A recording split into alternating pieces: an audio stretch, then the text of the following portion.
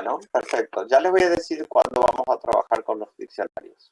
Ahora tengo que hacer la aclaración de la que me pidió la profesora Meyer. Pero tengan en cuenta que tenemos que trabajar con esos 5 conceptos. Cuando yo les indique, ustedes van a empezar a participar. En principio, lo que me había solicitado era que trabajara con ustedes logros y desafíos de cada etapa psicosexual, condiciones para pasar a la siguiente etapa. Bien, vamos a trabajar sobre la siguiente idea. Cuando Freud desarrolla la teoría de la libido, su primer teoría es esta que ustedes ya conocen, porque también la han visto en Psicología Evolutiva 1, que es el pasaje de la etapa oral, anal, fálica, periodo de latencia, genitalidad. ¿Sí? Bien. Ese es un primer planteo que hace Freud con un fuerte sentido. A ver, hay chicos que están hablando, me escriben al chat que quieran anotarse, tienen que utilizar el micrófono, porque yo no puedo estar leyendo y anotando, no se puede hacer eso. Entonces, me hablan al micrófono, en todo caso, si es que quieren. A mí se me cortó la luz y estoy con datos y no tengo buena señal con datos. Recién se cortó la luz. Ajá, ¿tú eres Laura López? Sí, profe. ¿Y qué es lo que quieres tú? ¿Inscribirte? Me voy a desconectar porque, o sea, en algún momento se me va a desconectar porque no, el dato se me va a acabar. Pero no entiendo qué es lo que quieres tú, inscribirte a la clase especial. No, yo ya me inscribí, profe. Le aviso por si se me corta. Bien. Sí. Entonces, el desarrollo que hace Freud de la teoría tiene un sentido muy evolucionista, que en principio le sirvió y le sirve para explicar algunos desarrollos, pero le resulta incompleta para ciertos otros desarrollos que estaba haciendo en ese momento.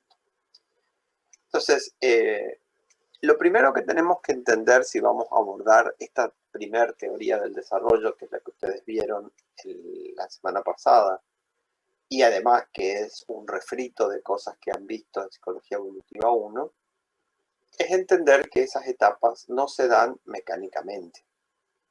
Es decir, no es que llega un momento en el desarrollo y automáticamente se pasa de una a otra. No funciona así.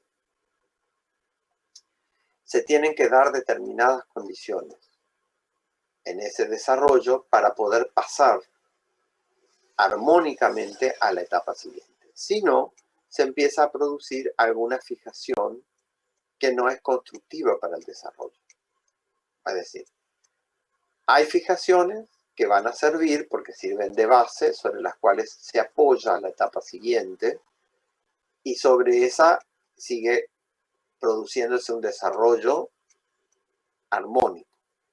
Pero hay otros tipos de fijaciones que no son constructivas y que empiezan a generar una tensión. Son fijaciones, que tienen que ver con no haber resuelto determinadas adquisiciones, no haber conquistado determinadas adquisiciones propias del desarrollo. Entonces, para hacer esta aclaración que vamos a ver ahora del pasaje de la etapa oral al anal, del anal a la fálica, de la fálica a la latencia y de la latencia hacia la genitalidad, ustedes tienen que conectarse con toda la información que ustedes tengan de Psicología Evolutiva 1, que ya la vieron, ya la cursaron. Entonces, ¿qué es lo que hacemos aquí? Es profundizar. Y cada vez que estemos trabajando sobre un logro orgánico, lo que vamos a hacer es pensar en el impacto a nivel psíquico que tiene eso. Entonces vamos a la etapa oral. ¿Cuándo finaliza la etapa oral y cómo finaliza? ¿Qué suceso a nivel del crecimiento se está produciendo? El destete, profe. Destete. La dentición. Que tiene un antecedente que es la dentición. Perfecto. ¿Qué significa destete? La separación del bebé del pecho materno, de su primer objeto de amor. Del pecho materno. Bien. ¿Cómo se produce el destete? Paulatinamente, profe, de a poco. ¿Cómo? Paulatinamente, de a poco. Paulatinamente, de a poco, exacto. ¿Pero qué hay que hacer?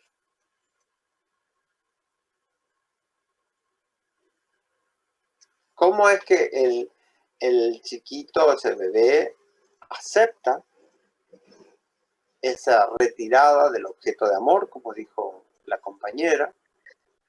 Profe, porque se le ofrece otro objeto que puede ser la mamadera. En parte también, sí. El chupete, la mamadera.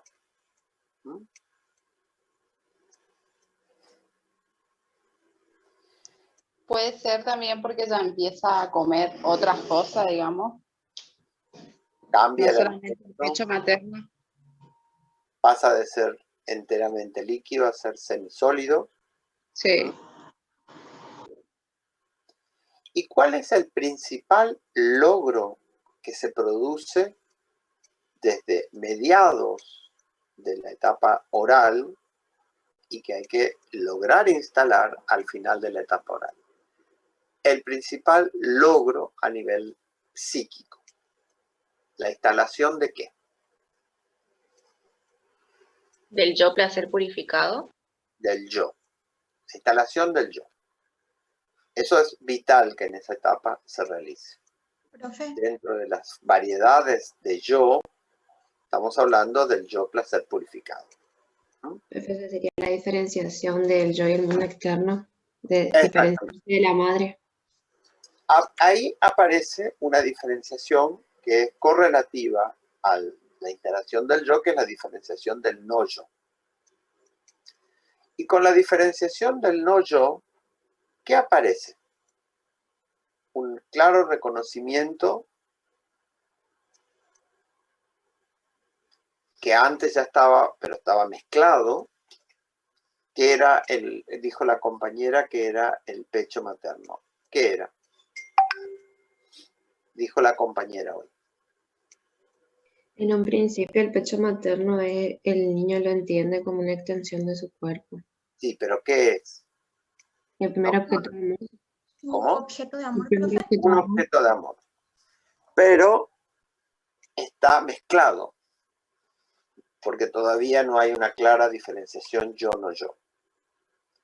A partir de la instalación del yo y por ende de la diferenciación yo-no yo, ¿dónde queda ubicado el objeto?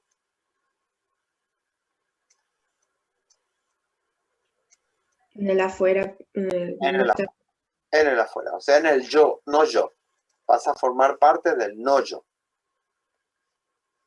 Lo que hasta ese momento estaba confundido e indiscriminado pasa a formar parte del no yo. Por lo tanto, si pasa a formar parte del no yo, el niño tiene una conciencia mayor, o ese bebé tiene una conciencia mayor de que puede estar o puede no estar, de que él puede tenerlo o no tenerlo, poseerlo o no poseerlo. Profe, ¿sería la primera experiencia de insatisfacción? No, ya vino con experiencias antes. Es la primera que tiene conciencia, más conciencia. Porque acordate que en los periodos, en los momentos anteriores, hubieron insatisfacciones cuando nació. Acuérdense el trauma del nacimiento, los primeros contactos con la mamá, algunos son satisfactorios, otros son insatisfactorios, pero no tiene conciencia.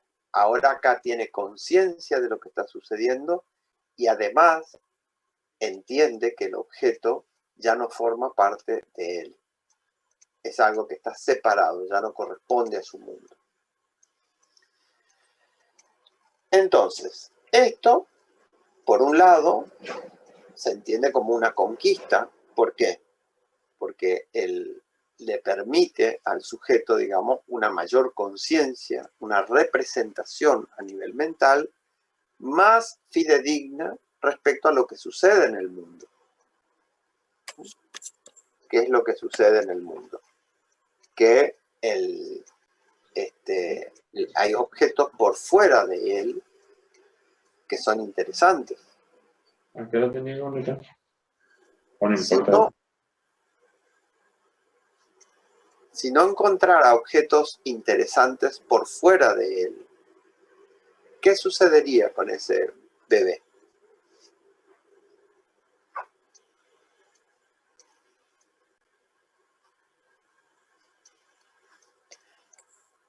Veo muchas personas sin cámara, o sea, solamente con la fotografía.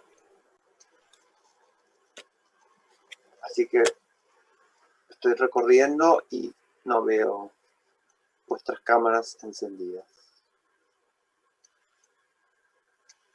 Esto lo tienen que encender porque después viene la asistencia.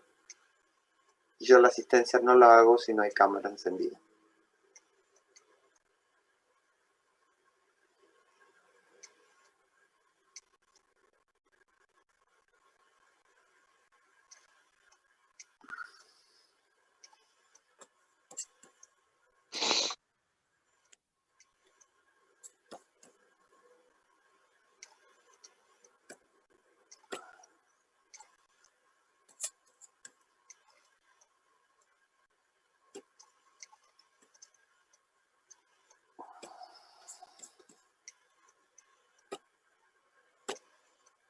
Reitero que no doy la asistencia a gente que no estoy viendo. Profe, buen día. Yo en breve voy a prender la cámara porque creo que justamente vinieron a hisoparme nuevamente. Porque Ajá. estoy aislada. Ah, estás aislada. Bueno, perfecto. Sí. Perfecto.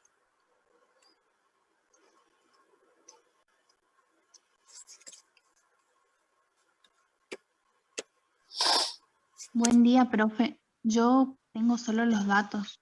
Si voy a hablar, puedo llegar a prender la cámara, pero me consume mucho si la tengo prendida todo el tiempo.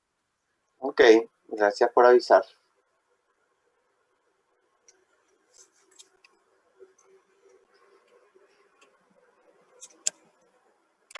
Bien. Todavía tengo un grupo grande de personas que no tienen encendida su cámara. Buenos días, profe. Yo ayer Sí. le mandé un mensaje de mi condición Sí, porque no me podía conectar. sí. Gracias. Listo, gracias a ti. Hay gente que tampoco tiene ni siquiera una fotografía encendida. Y no sé, Ochipinti me plantea algo que no sé. No sé por qué no tienes posibilidad de utilizar tu micrófono. Es porque están en una computadora de escritorio, profe. Y hay computadoras de escritorio que no tienen cámara. Oh. Y bueno, no sé, tendrán que ver, chicos, pero tienen que solucionar esas cosas. Tienen que solucionar. Bueno, Gabriela, cuando te hisopen, tienes que encender la cámara. Ya no hay más excusa. Si no, yo la asistencia no le pongo a gente que no sé si está o no está. Profe, cuando usted toma asistencia voy a prender la cámara por el tema de los datos también. Bueno, Eugenia.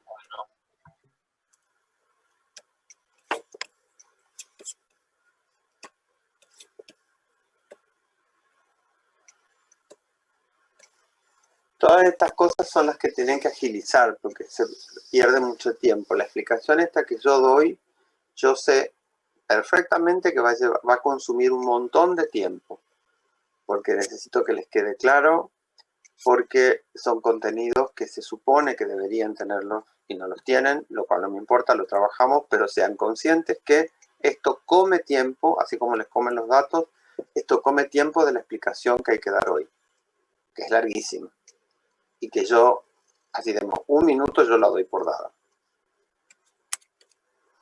Entonces son condiciones de trabajo y esas condiciones hay que respetarlas.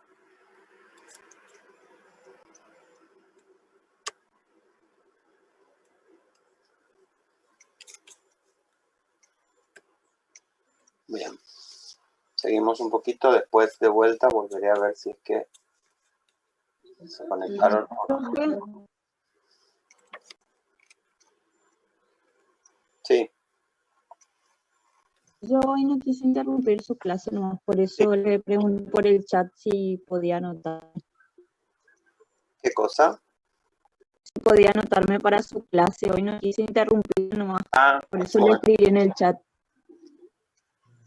Ah, no, porque claro, no, viste que no estoy pudiendo. ¿Es Karina? Sí, Karina Ojeda, pues. Perfecto. Bien. Bueno, entonces,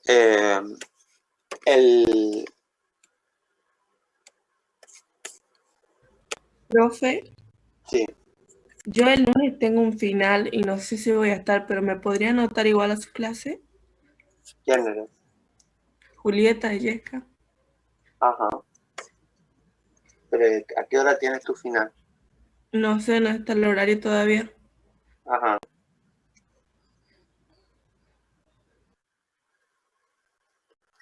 Bien. Bueno, entonces, el logro es la instalación del yo, la discriminación del no yo, el reconocimiento de la existencia de un objeto de amor por fuera. ¿Y qué sucede si ese niño no establece esa discriminación yo no yo y la instalación del objeto en el mundo externo? ¿Qué sucede? ¿Qué sucederá con el desarrollo? ¿Va a quedar fijada la etapa oral? Con fijaciones a la etapa oral, pero concretamente, ¿qué hace ese niño con respecto al mundo externo? Va a permanecer diferenciado y su psiquismo no se va a poder ampliar. Sí, no va a buscar nada afuera, porque la búsqueda de objetos en el mundo externo está ligado justamente a, primero, esta diferenciación yo no yo, y al reconocimiento de que el objeto de amor inicial, que es el pecho, forma parte del mundo externo, forma parte del no yo. Sino, ¿qué necesidad tiene de ir a buscar afuera? No tiene ninguna necesidad. Esto es una descripción de lo que sucede con los estados autísticos.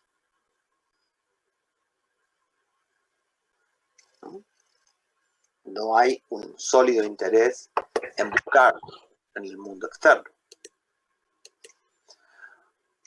Entonces, esta instalación del no yo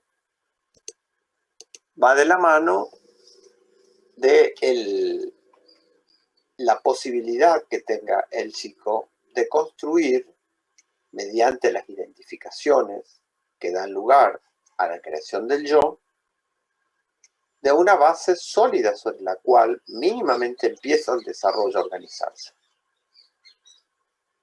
¿Qué sucede cuando se produce la dentición? A nivel físico, ¿qué sucede?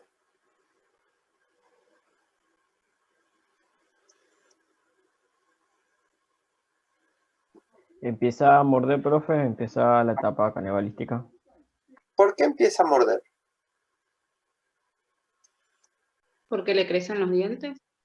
¿Y qué pasa cuando crecen Porque los le dientes? produce placer. Le produce placer, profe. Le produce placer. A ver, ¿qué produce placer? La descarga, la mordida. ¿Pero por qué muerde? Por el dolor que sienten las ansías. Por el dolor. Es el dolor el que le lleva a morder y ahí obtiene placer en la descarga. ¿Y cuál es el primer destinatario de la mordida? El pecho. Claro, el pecho materno. Entonces, la madre también hace un acto de retirada y de reemplazo, porque si no puede quedar fijado algo. ¿Qué puede quedar fijado? Que mi satisfacción se apoya en la destrucción del objeto de amor. El objeto de amor es el pecho. Y sobre ese objeto de amor va la descarga, la mordida. Entonces, ahí hay algo que hay que evitar que se instale. Por eso en su reemplazo se le da un chupete, se le da mamadera para que descargue ahí. O agarra un osito y muerde, un peluche. Pero hay un riesgo muy grande de que quede fijado, si es que no está bien trabajado, queda fijado eso. ¿Sí? Que la destrucción del objeto de amor es la condición de la satisfacción de la persona. ¿Se entiende lo que estamos diciendo? Y eso no es bueno, obviamente, para un desarrollo armónico.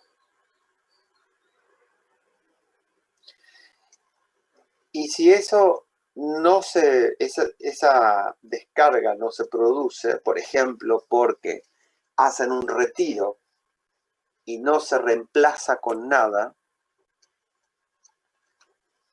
¿qué sucede con toda esa agresividad?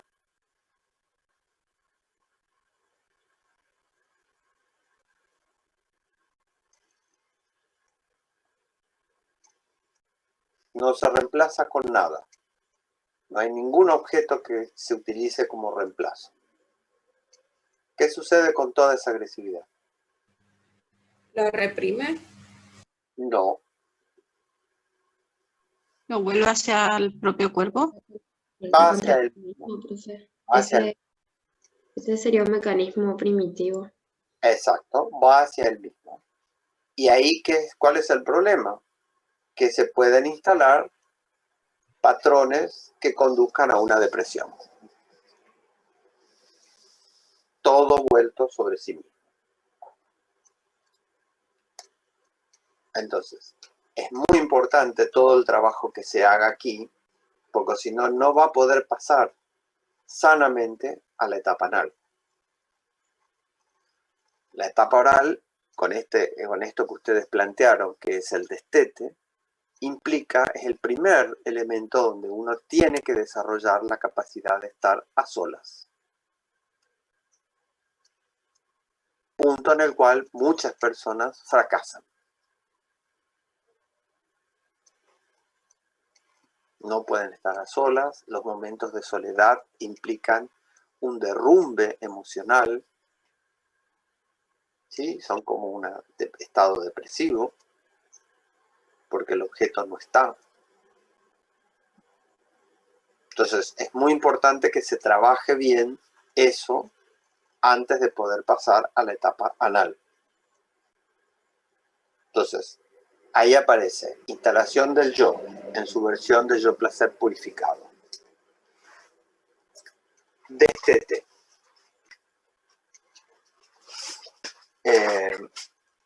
Aparece la dentición.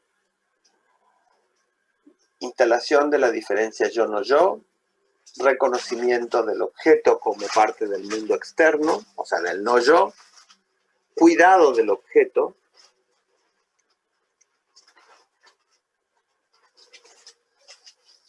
capacidad de estar a solas. Pero ¿por qué ese niño va a tener capacidad de estar a solas? Porque hubieron determinadas instalaciones vía identificación de elementos que están en su mundo interno y que le permiten estar a solas. ¿Cómo alguien es capaz de estar a solas y disfrutar de su soledad y pasarla bien? ¿Qué necesita? ¿Y por qué hay gente que no puede estar sola? Se empieza a angustiar, se desespera y tiene un nivel de alta dependencia al otro y que tenga que estar el otro. ¿Por qué? ¿Qué sucede? Por la Porque elaboración de las inscripciones también en su primera etapa de vida, profe. Sí, las identificaciones de los primeros momentos que van a suministrar elementos sobre los cuales se empieza a apoyar toda la seguridad personal. Ahora, todos estos son puntos que hay que lograr en la etapa oral. Si esto no se logra, ¿qué sucede? El sujeto sigue teniendo experiencias, pero la capacidad de interpretar las experiencias no es la misma. No es lo mismo un niño o una niña que está sano en su desarrollo y que va logrando estos elementos que estamos indicando, que otro niño que no lo está teniendo. Un niño que le quede bien establecido lo que es el yo y el no yo. El reconocimiento de que el objeto forma parte del mundo externo, del no yo. Que sabe entender que lo puede tener o puede no tenerlo.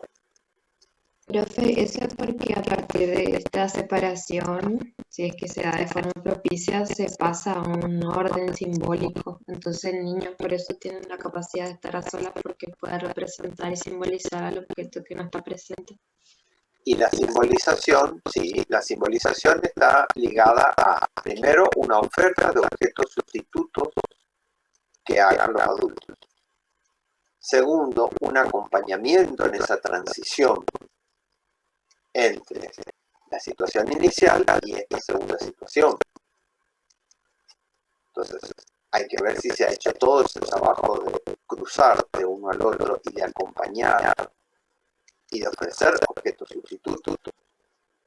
Si no, no hay orden simbólico que aparezca.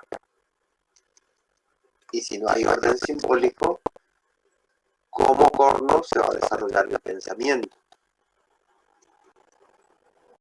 Si no hay un orden simbólico que se instale, no se va a producir. Entonces, por eso es necesario el acompañamiento y el trabajo en ese pasaje de la etapa oral a la etapa normal. ¿Queda claro todos los elementos que forman parte de la etapa oral?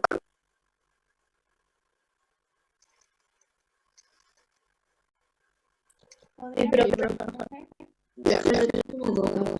Sí. En el caso de que no se pueda producir estos logros o se reproduzca de forma débil, ¿se puede pasar al siguiente estadio? Sí, a ver, el problema es que genera una tensión. ¿Por qué? Porque acá hay fijaciones que no son constructivas. Entonces ya empieza el desarrollo a avanzar, pero con un ancla por detrás. No es que el logro, la fijación aquí sirve de apoyo para continuar, sino que es un lastre que empieza a tirar y a generar una tensión que a ese hay que sumarlo a la que va a venir ahora de la panal. Entonces, el desarrollo se va a ir desarticulando, no va a ser alguno. Acá lo que estamos planteando es la posibilidad de crear un desarrollo lo más armónico posible. Bien, bien. Y con ese elemento aparece lo que se conoce como una panana. Y ahí es lo que sucede a nivel orgánico.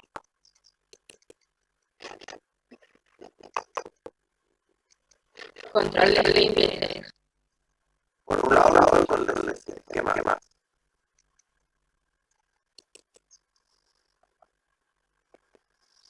La evolutiva con certeza de lo que ella de la panana Empezar a controlar la motricidad. controla la motricidad. Básicamente esos son los dos elementos. Perdón.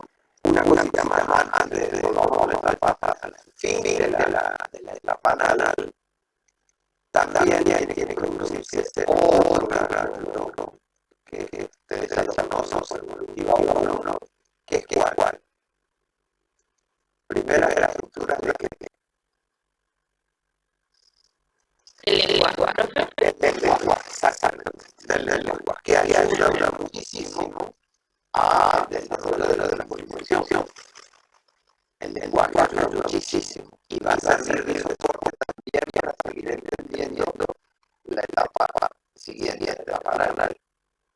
Entonces, también el lenguaje va a ayudar a que se salga el yo y que se reconozca yo y no yo. Eso es fundamental que crezca. Entonces, en la etapa anal decíamos que tenemos el control de la motricidad y el control de su límite. En el desarrollo también a nivel orgánico, por eso se puede producir esto, para organizar más rápido. Sí, hay mucho nivel de salud. Bien, y ahí significa que el control de la motricidad. ¿A qué es lo que estamos refiriendo cuando hablamos de control de la motricidad, de la movilidad? La relación que va teniendo con el mundo exterior, con el mundo interno. ¿Cuál sería la motricidad o la movilidad? La motricidad también. ¿Cuál de las dos? La motricidad, sí. Motricidad se refiere al control del propio cuerpo. Sí. La movilidad, La relación con el mundo interno. La carga que se va produciendo. la movilidad es movimiento. La relación como decir con el mundo interno, porque motilidad se refiere a la movilidad de un sujeto en el mundo. Y la motricidad es el control del propio cuerpo con los distintos segmentos de acuerdo a lo que yo quiera y necesite marcar. ¿Sí? Entonces tenemos motricidad y movilidad. Cuando hablamos de la motricidad, que es lo que nosotros observamos a nivel del desarrollo. Coordinación de los músculos. Coordinación de músculos. Pero lo primero que hace que es en esta etapa, a nivel de motricidad, pararse. Comenzar a caminar. Sí, pero primero pararse. ¿Sí? Mantener una estabilidad. Acuérdense que se caen, ¿sí? Se paran y se caen. Y te intentan de vuelta y hay que estar vigilando, ¿sí? Que no se golpeen. Y se los vuelven a levantar de vuelta, ¿sí? Todo eso acompañado por los adultos que hacen todo el show, bueno, aquí viene, hay de parar, etcétera, ¿cierto? Que hacen una motivación. Entonces, lo primero es el pararse, aprender a tener el control del propio cuerpo para pararse. Después de ahí empieza a coordinar la manito parado, que no es lo mismo que la manito acostado, estar parado y empieza a tomar objetos. ¿Sí? Entre ellos, el dedo de la persona que le acompaña y va caminando. ¿Sí? Pero después, cuando adquiere una seguridad mayor, empieza el otro proceso que es la motilidad. ¿Y ahí qué es lo que sucede?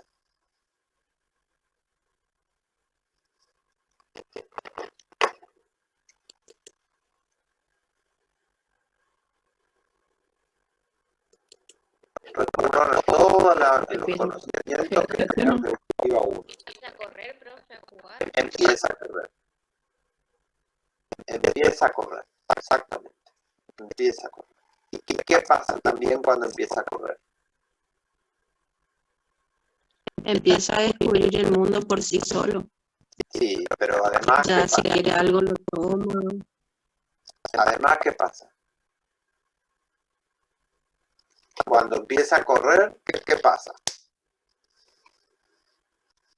Se cae también. Choca. y como consecuencia del choque se cae. Entonces, ¿qué tiene que aprender a hacer? Empezar a controlar los movimientos que hace cuando... Empezar a frenar, a graduar la velocidad, a frenar, tiene que saber cuándo frenar, tiene que saber cuándo frenar. A volver a empezar también, profe. Levantarte y volver otra vez a empezar. A empezar, claro. Es decir, tiene que hacer una serie de maniobras, ¿sí? Voy corriendo y tengo que frenar o tengo que desviar, ¿sí? Y si no puedo frenar, desvío y bueno, me choco y me levanto de vuelta, caigo, me levanto de vuelta, etc. ¿Sí? Bien.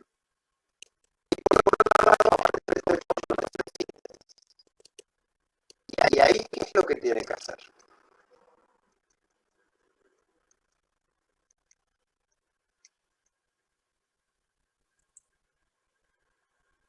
Tiene que desarrollar la capacidad de poder retener y expulsar. Ajá. ¿Y por qué tiene que practicar eso de retener y expulsar? A voluntad. ¿Por qué? Porque a medida que No, esa es la consecuencia. Pero porque a ¿por qué? medida que se va poniendo en contacto con el mundo externo, hay ciertas normas que la sociedad tiene de que hay que tener un tiempo de espera. Pero eso viene después. Vamos a algo más concreto. ¿Por qué tiene que controlar y expulsar voluntariamente las heces? Para tener su autonomía, profe. Esa es la consecuencia. Pero algo más concreto. La distancia entre estímulo y respuesta. ¿Qué pasa si el chico retiene y no expulsa? ¿El placer que le produce estar reteniendo, por favor? No. ¿Qué pasa a nivel del organismo? ¿Le puede doler la panza? Se infecta. Se infecta. Eso es tóxico. ¿Qué es la materia fecal? El desecho. Y el desecho, si yo lo retengo, me envenena. Es tóxico. Por eso tengo que expulsarlo. Pero tengo que aprender a expulsarlo voluntariamente, porque si no es un peligro. ¿Sí? Entonces, si yo retengo, empiezo a envenenar todo mi organismo. ¿Por qué cuando se retira el pañal, qué se hace? ¿Dónde se lo deposita todo eso? La basura. A la basura, lugar donde van todos los desechos, donde va todo aquello que puede ser tóxico y que no tiene que estar mezclado con otras cosas que no son tóxicas. Lo mismo que cuando aprende a ir al baño, aprende que va por una red que se llama red cloacal, que no puede estar unida con la red de agua, porque si no se produce una infección infernal. Entonces, todo está diseñado para lograr la supervivencia, porque si no, se va a infectar, se va a enfermar, y eso es muy dañino para el organismo. Esos serían los grandes logros a nivel orgánico. Ahora, todo eso tiene un impacto a nivel psíquico. Yo necesito aprender a expulsar voluntariamente, porque si no, eso es un modelo, es un patrón, un modelo que va a servir para un patrón de personas que retienen y retienen y retienen cosas que le hacen daño y no pueden dejar que se vayan. ¿Cómo se llama eso? Rencor. ¿Qué sentimiento es ese? Obsesivo. Rencor. Más que Masoquista. Masoquista. El rencor. Eso es el rencor. Algo que yo sé que me está haciendo daño y no lo puedo dejar ir. Tengo que retenerlo. No sé por qué, pero está ahí. Bueno, eso es un patrón que se instala acá. Es decir, por eso es necesario, a nivel físico es necesario por eso, pero a nivel psíquico es necesario por esto otro. Porque además no va a poder aceptar que en la vida las cosas también van y vienen, no van a estar siempre. Entonces tengo que dejar fluir todo eso para ser más liviano y para ser más provechoso el desarrollo, si no, no se va a producir. ¿Se entiende lo que estamos hablando o no? Profe, la Sí, profesora profe. nos decía de que en la etapa Te escucho muy anal, bajo, te escucho muy bajo. que la profe nos decía, la profe Zulma, ¿me escuchas bien? Sí, La profe Zulma nos decía de que en la etapa anal el segundo objeto de amor va a ser sus propias heces y él va a tener que aprender, así como aprendió a tolerar la pérdida de la madre, va a tener que aprender a tolerar nuevamente la pérdida de sus heces. sí, sí. Entonces, necesitamos lograr eso en el desarrollo, porque si no, ese niño no va a crecer sanamente. Lo mismo sucede con todo el control de la motricidad y de la motilidad. De la motricidad. ¿Por qué? Y porque yo tengo que tener una seguridad básica para pararme. Fíjense el esfuerzo que hace de ir. El chico está todo el tiempo yendo contra la gravedad. Porque no es solamente que no se está parando porque todavía no tiene, porque es chiquitito, no. Tiene encima el peso de la gravedad. Y contra ese peso se eleva. A ver, esta condición que nosotros de tener seres bípedos, ¿es nuestra condición natural o eso es algo que hemos desarrollado con el paso del tiempo? Hemos desarrollado con el paso del tiempo. Desarrollamos. Por eso es que el bebé gatea y no tiene problema en gatear. Como si fuera un perrito, como si fuera cualquier otro cuadrúpedo, no tiene problema en gatear. El hecho de pararse, de erguirse en posición bípeda, y que gracias a eso se han desarrollado un montón de logros, no es algo natural. Es algo que se logra peleando contra la fuerza de gravedad. Fíjense, no es contra mi papá, mi mamá, no, contra la fuerza de gravedad. Contra todo eso se tiene que erguir. Y obviamente cuando lo logra hacer, hay una alegría porque le da una seguridad enorme. Y porque estuvo mucho tiempo intentando, parándose, cayéndose, porque la gravedad no la conocía. No sabía cómo se manejaba, no sabía que era eso que te tira para abajo. A nosotros nos parece natural porque nos paramos y caminamos, pero no es natural. Es algo que hemos aprendido. Algo que te tira para abajo y no te deja pararte. Entonces, es un elemento que es básico para la seguridad personal. ¿Cómo ha sido la experiencia esta de pararse, erguirse, caerse, no golpearse, siendo acompañado por el adulto, socorrido por el adulto, consolado por el adulto en todas esas circunstancias? Que no haya sido objeto de burla, etc. Y está el otro hecho que hablábamos de la motilidad. Moverme en el mundo y aprender que me puedo chocar, aprender que me puedo chocar, golpearme y golpear a los demás, producto de mi inconsciencia, de mi acelere, que tengo que aprender a frenar, a decidir cuándo voy un poco más rápido y cuándo no, si me conviene, no me conviene, si hay peligro o no hay peligro. Si hay peligro porque puedo poner en peligro al otro o no. Son toda una serie de decisiones que van a dar lugar a la capacidad de establecer vínculos, porque se refiere a la relación con los demás. Por eso Freud dice en 3 ensayos de una teoría sexual, capítulo 2, la sexualidad infantil, en un pie de página que cita, hablando de la etapa anal, cita a Lu Andrea Salomé y dice, ahí se forma el carácter, que sería el componente de la personalidad que establece la regulación con el mundo externo. Eso es el carácter.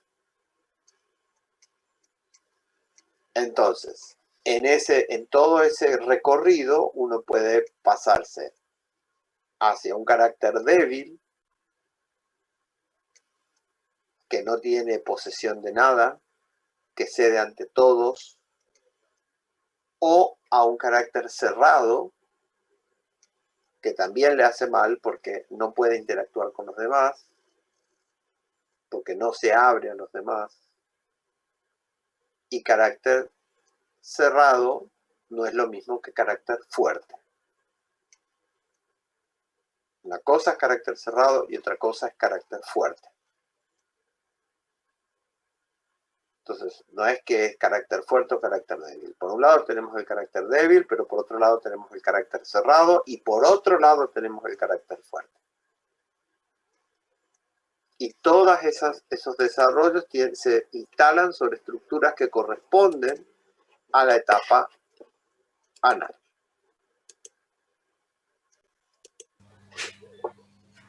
Fíjense que ahí de vuelta aparece toda la problemática ligada a los logros que tienen que tener para poder pasar armónicamente a la otra etapa y que el desarrollo vaya siendo armónico.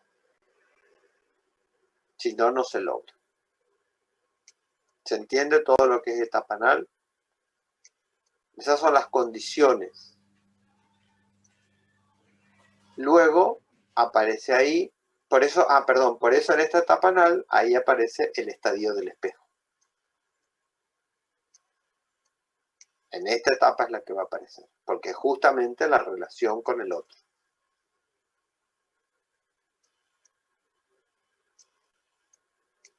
¿Sí? Fíjense toda la complejidad que estamos hablando de la etapa anal. Control de esfínteres, control de la motricidad, control de la motilidad, desarrollo del carácter, estadio del espejo, estructuras de base para establecer la socialización. Hay una cantidad de elementos que hay que considerar y que tienen que ver con el acompañamiento que hacen los adultos para que se propicien todos estos logros. ¿Por qué en esta etapa se producen las estructuras de base para la socialización? ¿En qué punto? No te entendí. ¿En qué punto de ese proceso se producen estas estructuras de base de la personalidad? Porque cuando estamos empieza diciendo, en el desarrollo de la motilidad, yo tengo que aprender a controlar cuándo corro, cuándo no corro, cuándo voy a chocar, cuándo me voy a accidentar, porque choco con objetos, con personas, todos son objetos en términos psicoanalíticos, ¿no? Lo mismo, el mueble contra el que me choqué, que la pierna de mi papá contra la que me choqué, ¿no? Entonces tengo que aprender a graduar todo en ese intercambio con el mundo externo. Y la socialización es justamente eso, son intercambios en el mundo externo, ¿no? Es decir, cuando tomo algo, cuando doy algo, cuando me piden algo, ¿no? Profe, sí. No lo quería interrumpir hoy, pero vio que dijo que los bebés, por ende, todos primero gatean. Y yo, por ejemplo, conozco bebés y creo que mi sobrino también no gateó, o sea, directamente caminó. ¿Eso Camino. afecta en algo o es normal también? No necesariamente, no. Hay algunos que pasan. Ahora, todo el proceso de convertirse en un ser bípedo es un proceso que es un gran trabajo contra la fuerza de gravedad. Eso sí es inevitable. Gracias. Bien. ¿Algo más de etapa anal? Bien. Y después tienen etapa fálica, que también tiene sus logros. ¿Qué sucede en la etapa fálica?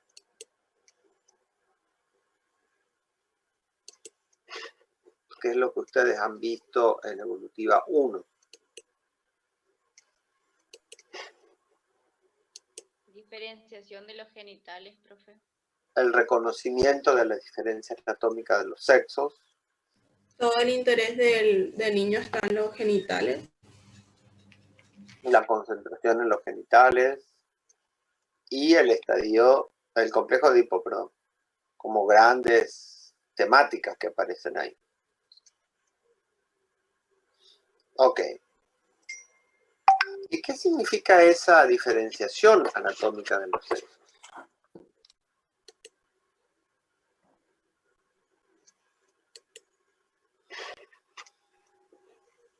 Que los niños empiezan a descubrir qué tiene cada uno. Sí, y que no somos iguales. Sí, es decir, un gran descubrimiento de que no somos iguales. Y al principio se diferencia el genital masculino nomás. Uh-huh. O sea, aparece el No es que al principio no hay distinción, profe. ¿Cómo? Al principio no hay distinción en la etapa fálica. Uh-huh. Después primacía está en el falo. Sí. Entonces, ¿con qué nos encontramos en esta etapa de la... Todavía están sin cámara ni fotografía Carla Martínez, Ernesto Vázquez, Verónica Salinas, Pamela Rojas, Mariela Montoya.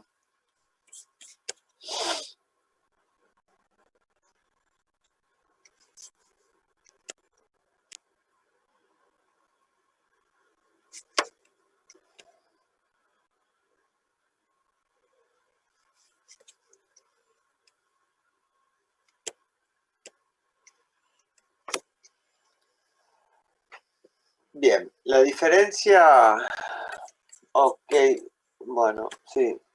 Después vuelvo a repetir que el tema de la asistencia se verá a partir de si estaban o no estaban encendidos con la cámara, chicos.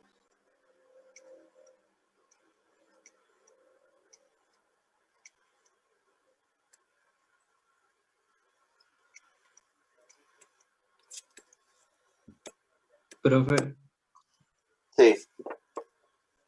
pude conectarme desde el celu, pero estoy con los datos por ahí si se corta la llamada. Bueno. Le quería avisar eso nomás. Bueno. Sí.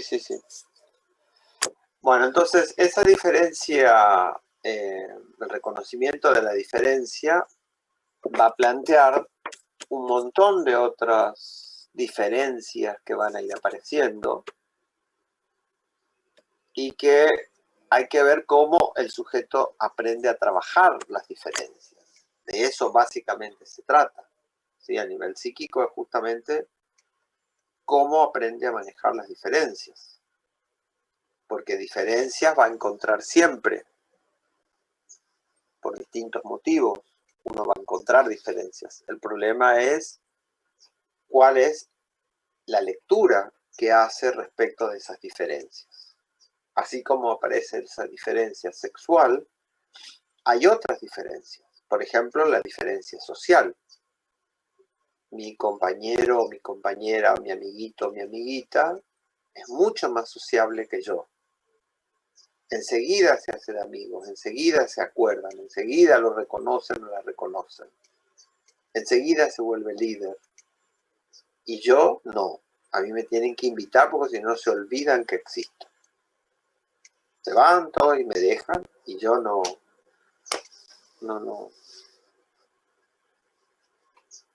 desarrollo eso, esa habilidad. Otra diferencia, por ejemplo, artística. La maestra pone a hacer tareas y al otro enseguida le sale un dibujo y los colores y no se le sale del límite. Y a mí, por más que intento, soy un desastre. Una diferencia a nivel cognitivo. Mi compañerito, mi compañerita enseguida entienden todo. Y yo me tienen que explicar 50 veces e igual no entiendo. Y no sé cómo hace solito las cosas y yo tienen que estar al lado mío, si no, no los hago. Fíjense que estamos ampliando, saliendo de la diferencia sexual, estamos hablando de otros tipos de diferencias. ¿Sí? El punto no es ese. El punto es qué lectura hago yo de mi situación ante esa diferencia. Ese es el punto. Hay que ver cómo construye cada sujeto y cómo es acompañado en esa construcción. En principio sí es registrada esa diferencia por parte del mundo de los adultos. Segundo, si es acompañada, o sea, si se ayuda a metabolizar esa diferencia. A ver, es lo mismo que nos sucede en esta situación que estamos acá. Yo acá estoy en un rol de profesor. Se supone que tengo que saber más que ustedes sobre este tema para poder dar las clases. No significa que yo sé todo de psicoanálisis, en absoluto. Hay gente que sabe más que yo y tengo que recorrer todavía mucho camino para poder saber toda esta temática. Pero el hecho de que yo no sepa tanto como otras personas no me puede intimidar y yo me quedo paralizado y ya no sigo buscando. Lo mismo que ustedes, el hecho de que yo sepa más sobre psicoanálisis, porque es lógico, para eso estoy en el rol docente, esa es una diferencia natural, eso es algo natural. Lo que hay que ver es qué hace cada uno, cómo maneja cada uno esa situación de diferencia en cuanto al conocimiento. Y eso es lo que hay que lograr, porque el hecho de que haya diferencias, de que uno se encuentre con la diferencia, se va a encontrar toda la vida, en muchos planos. Ese no es el punto. ¿Cuál es el punto? ¿Cómo maneja? ¿Qué lectura hace ese sujeto de sí mismo y cómo maneja esa situación? Porque algunos, esa diferencia, ¿cómo la leen? No sirve para nada. Nunca voy a poder. Soy un desastre. Ahora, lo que sucede es que ahí se está jugando mucho más que eso. Se está jugando cómo va a vivir ese sujeto.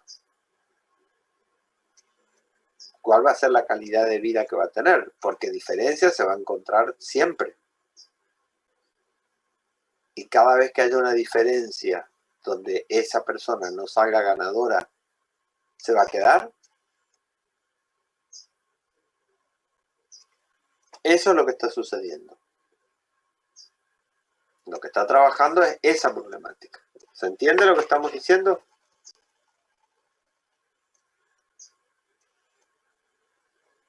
Sí, profe, ¿se entiende? Sí, profe.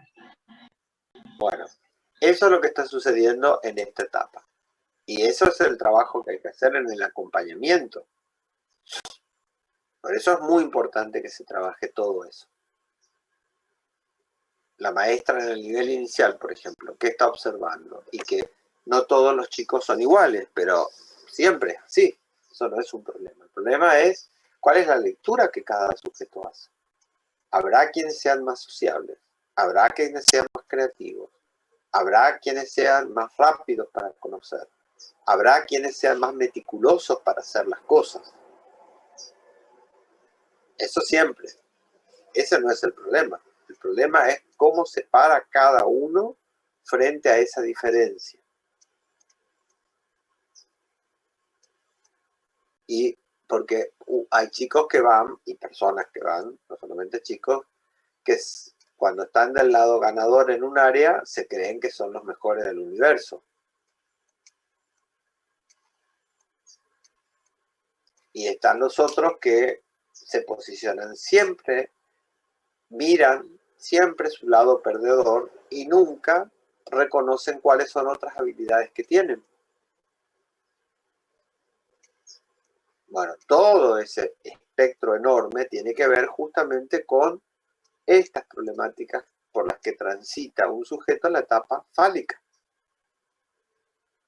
Y que si esto no lo está trabajando, imagínense cómo debe impactar en el desarrollo.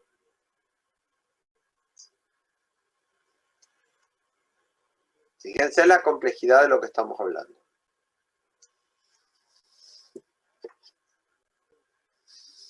¿Queda claro etapa fálica?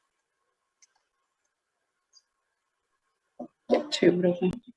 Bien. Sí, profe. Y después de ahí pasa al periodo de latencia. ¿Y ahí qué sucede?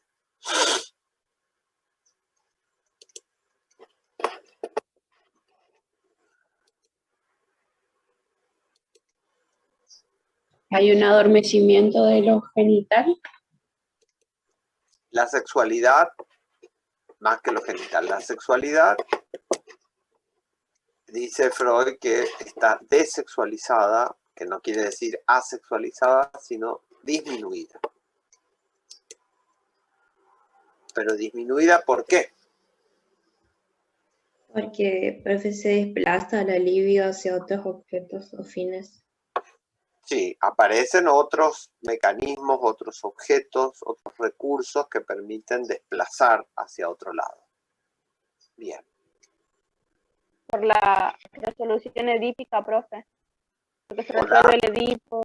La Porque se resolución resuelve el Edipo. Sí, y aparece el super yo. aparece el super yo, bien. ¿Y ahí qué aparece? ¿Qué mecanismos aparecen? Sublimación y formación reactiva, profe. Sublimación, formación reactiva, también aparecen los diques psíquicos. ¿Mm?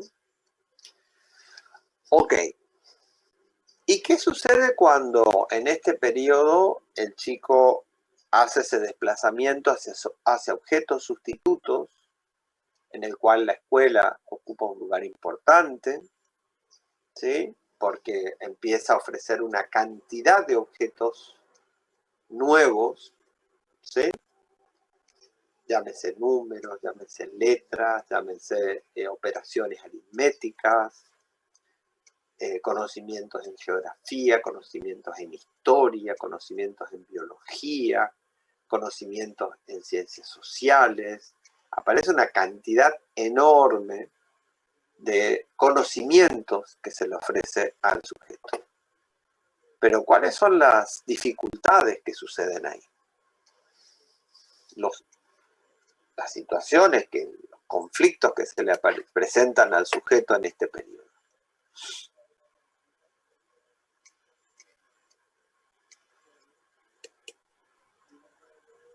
Y en primer lugar, en el periodo de latencia temprana, tiene que reordenar, o sea, hay un trabajo de reorganización en el aparato psíquico por todas las nuevas adquisiciones que se dieron con la culminación del complejo de Edipo. Claro, pero ¿qué le sucede en la situación concreta del aprendizaje? Bien concreto. Y la moral y la ética. Aparece la moral y la ética, bien. Pero ¿qué sucede en lo concreto cuando el chico o la chiquita está aprendiendo?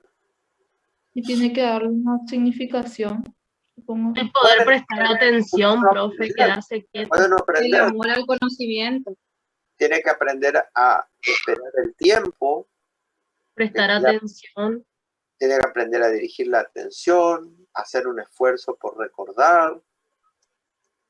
Y para hacer un esfuerzo por recordar tiene que poder olvidar otras cosas, porque la memoria no es absoluta, sino que va a ser selectiva. Entonces tiene que hacer un ordenamiento de a qué presta atención y a qué no, a qué recuerda y a qué no. Pero se tiene que hacer una transformación de las pulsiones. Tiene que aprender a manejar su ansiedad, porque si no, esa ansiedad no le deja aprender. A posponer el tiempo para jugar y también para hacer las tareas. Fíjense que ayer no sucedía, cuando estaban, una compañera solicitó ayuda a los compañeros que le expliquen cómo hacer para subir la foto aquí a la plataforma. Dos compañeras le explicaron muy bien, ¿no? Le fueron explicando paso a paso. ¿Qué hizo esta compañera que estaba absolutamente dominada por la ansiedad? Ella se fijaba en el último punto y en todos los pasos intermedios no le prestaba tanta atención. Entonces, lo hizo porque una compañera le dijo así, y bueno, lo hizo. Bueno, ahora vamos a hacer la prueba. Volvé a conectarte y volvé a hacer lo mismo. Y no podía hacerlo. ¿Por qué? Porque la ansiedad no le permitió prestar atención puntualmente al paso a paso que tenía que hacer para llegar a eso y para que efectivamente lo aprendiera. ¿Qué quiere decir lo aprendiera? Que lo pudiera hacer por ella misma. Todo ese manejo de la ansiedad es absolutamente necesario para poder aprender. ¿No? Es decir, bueno, paso 1, paso 2, paso 3, paso 4. Tengo que tranquilizarme, tengo que contenerme, tengo que controlarme. ¿Qué va primero? Ahora, ¿en qué punto estoy? ¿Qué va segundo? Entonces, así yo puedo llegar a tener un control del aprendizaje. Si no, ¿qué control voy a tener? Porque escapa para todos lados. Entonces, tengo que tener eso. ¿Cuáles van a ser las otras situaciones que van a aparecer? Que puedo no llegar a hacer las cosas, entregar en tiempo y en forma, porque me piden que entregue en tiempo y en forma. Entonces sí, yo soy muy puntilloso, pero bueno, la señora ya se va y lleva el cuaderno. Y yo quiero entregar, pero así súper puntilloso, bueno, pero voy a necesitar 3 meses para terminar con ese nivel de obsesión que tengo. O entrego rápido, pero mal hecho. Y no, tengo que entregarlo lo mejor posible. Y capaz que estoy haciendo demasiado lento. O capaz que estoy haciendo demasiado rápido. Que no me fijo en los detalles. Que miro por arriba, no me fijo en los detalles. Que tengo que exponer. Tengo que pararme desde el banco, o tengo que pasar al frente, o tengo que pasar al escenario. ¿Sí? ¿Recuerdan todas esas prácticas que se hacen en la escuela? ¿Sí? Hablo desde el banco, primero sentadito, después, bueno, me paro, después paso al frente, después ya me voy al escenario. Son todas prácticas que van poniendo, justamente van poniendo a prueba la capacidad de manejar la vergüenza. Porque me tengo que exponer, tengo que mostrar. O en esta situación, profe, que no queremos prender la cámara. La cámara, claro. O participar. Porque quiero tener siempre el saber todo clarito, etc. Entonces, son todos logros que hay que trabajar en esta etapa. Fíjense que si esto no se logra, son fijaciones que no son constructivas, obviamente que no son constructivas para el desarrollo. A ver, a mí me suelo acordar de lo que me sucedió una vez, que yo había ido a un jardín de infantes a hablar una entrevista con unos nenitos de 5 años. Bueno, hablábamos de una serie de cuestiones, y de ahí me dirigí a la universidad, y bueno, en el camino me encuentro con una alumna que me pregunta algo, ¿no? Entonces empezamos a hablar, y bueno, ¿y qué es lo que vos estás queriendo? ¿Qué dudas tenés, etcétera? Bueno, y a la chica le costaba hablar. Temblaba, que empezaba, que quería, no sabía cómo decir, bueno. Y yo pensaba dentro mío, bueno, acá hay algo que no está bien. ¿Por qué? Y porque yo acabo de venir de un jardín de infantes con niños de 5 años que no tenían ningún problema en poder hablar y en plantear sus dudas. Y estoy frente a una joven de 20 años, 20 contra 5, y tenía más dificultades que esos niños de 5. Entonces, hay algo en todo ese camino que, desde mi punto de vista, no estuvo bien trabajado.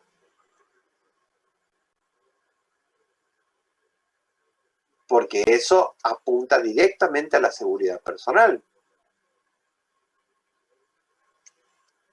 Fíjense que ya estamos hablando de que en la etapa anterior ya tendría que estar resuelto ese manejo de la diferencia. ¿Para qué? Para que en este momento, que es la etapa, en el periodo de latencia, todo ese manejo que ya está establecido se le dé manija para que empiece a avanzar. ¿Y qué nos sucede? Que estamos justamente encontrándonos con dificultades para ese desarrollo. Obviamente que estamos hablando de un desarrollo que no está del todo bien. Por eso la escuela tiene todas esas prácticas. Bueno, ahora parate y habla. Ahora pasa al frente y habla. Ahora a subir al escenario, vas a preparar y vas a hablar. Ok, a lo mejor no está del todo bien acompañado, puede ser. Ese es el trabajo que hacen justamente las psicopedagogas y los psicopedagogos, de entender que esa práctica tiene un sentido y acompañar para que esa experiencia sea positiva. Pero hay que saber qué es lo que se está haciendo. Ahora, también lo que hay que saber es que el niño no viene en blanco. Viene con experiencias anteriores que lo marcan a favor o en contra. Entonces, son marcas que están apareciendo, pero que vienen de antes.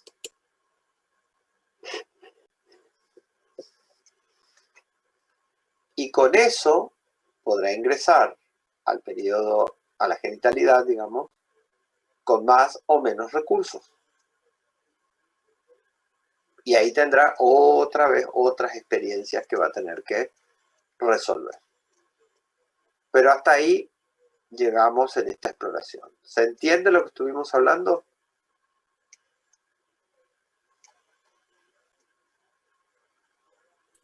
Sí, profe. Sí, profe. Bien. Sí. Bien. Bueno, entonces, eso es con respecto a ese primer punto que me pidió la profesora Meyer que aclare.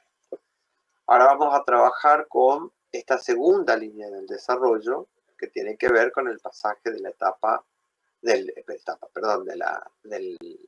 autoerotismo al narcisismo y del narcisismo a la libido fetal. Ahora sí, tienen que los coordinadores de grupo empiezan a hacer las listitas, una sola lista por cada grupo, con los nombres bien escritos de los compañeros. Y verifiquen, antes de entregar, verifiquen que esté bien escrito.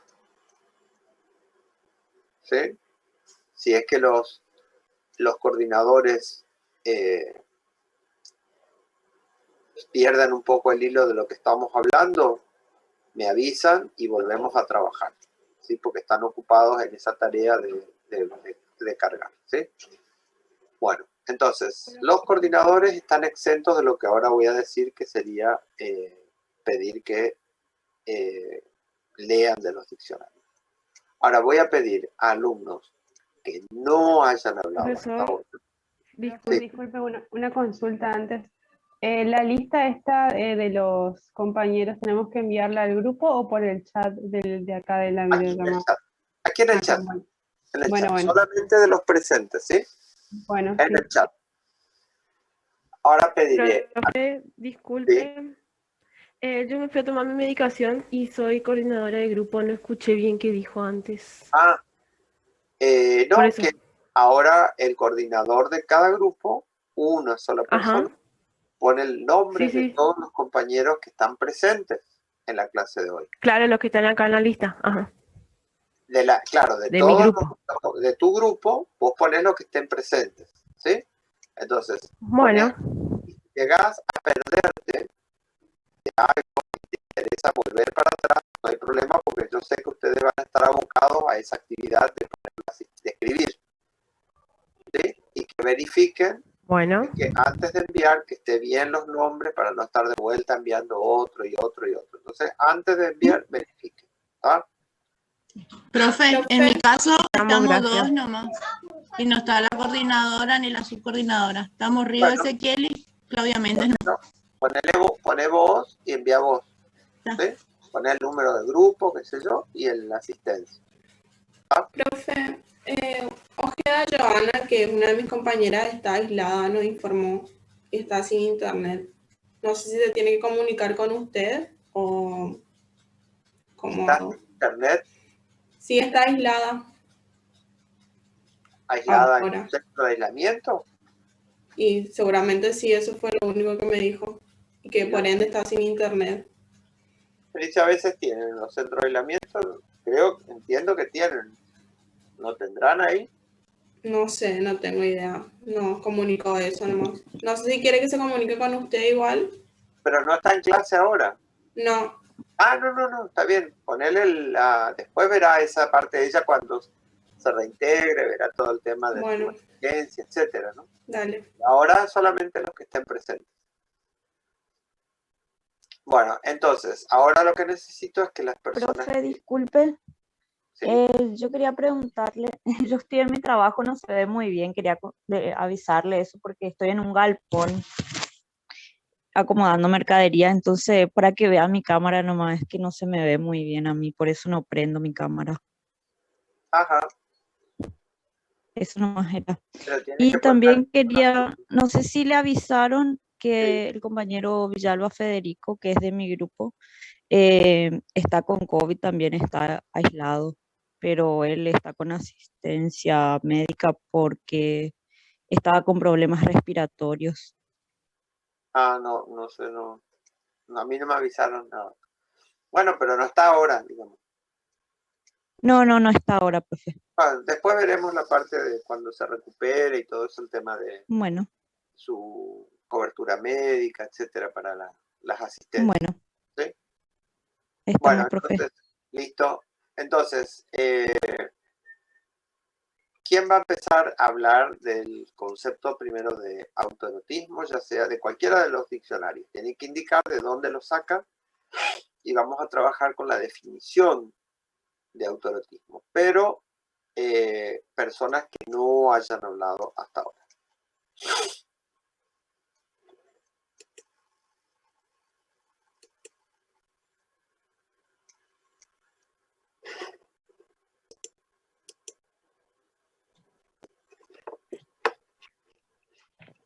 Profe, ¿se me escucha? Sí. Bueno, del diccionario de Laplanche, autoerotismo, en un sentido amplio, cualidad de un comportamiento sexual en el cual el sujeto obtiene satisfacción recurriendo únicamente a su propio cuerpo, sin objeto exterior. En este sentido, se habla de la masturbación como de un comportamiento autoerótico.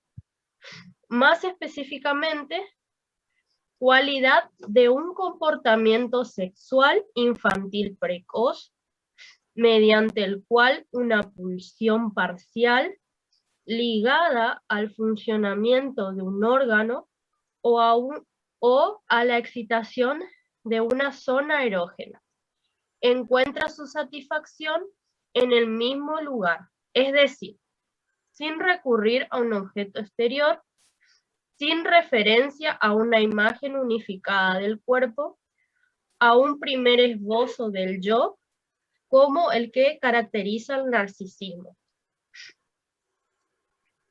Ok, bueno, ahí vamos a trabajar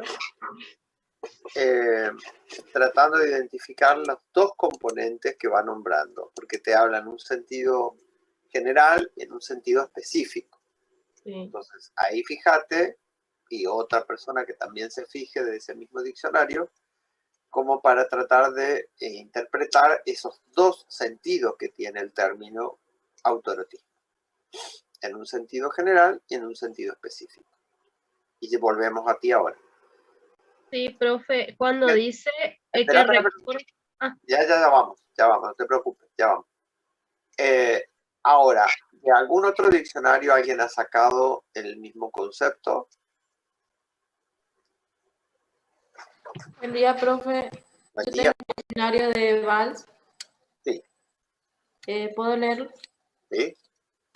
Autoerotismo, característica o modalidad de satisfacción predominante de la libido, de la sexualidad infantil, por autoestimulación, tocamiento, flotación rítmica, compresión de mucosas, visualización de zonas erógenas y demás, del propio cuerpo que produce placer de órgano. Aunque predomine, como se dijo en las primeras épocas, en parte se extiende a toda la vida. Por el hecho de predominar en la sexualidad infantil, se dice que esta es autoerótica. El autoerotismo es previo a la constitución del yo realidad definitivo. Este yo, si bien tiene un origen corporal y se basa en parte en la imagen del cuerpo, paulatinamente deviene de una entidad o estructura psíquica compleja que parte del cuerpo pero se lo supera en otro nivel, con funciones cada vez más sofisticadas. Bien. Ok, bueno, también ahí vas a hacer una lectura de lo que está sucediendo. ¿De algún otro diccionario han sacado el concepto de autoerotismo?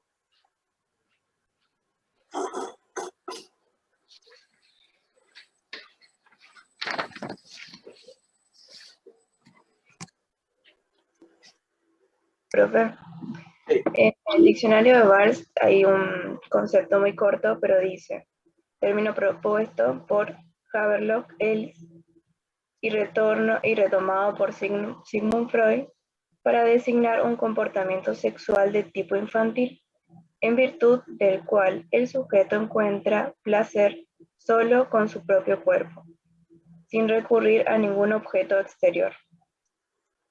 Ajá. Bien. Ok. Bueno, a ver, ¿qué es lo que nos dice Laplanche y Pontalis cuando nos hablan de un sentido general y de un sentido específico? ¿Cuál es el sentido específico al cual se está refiriendo?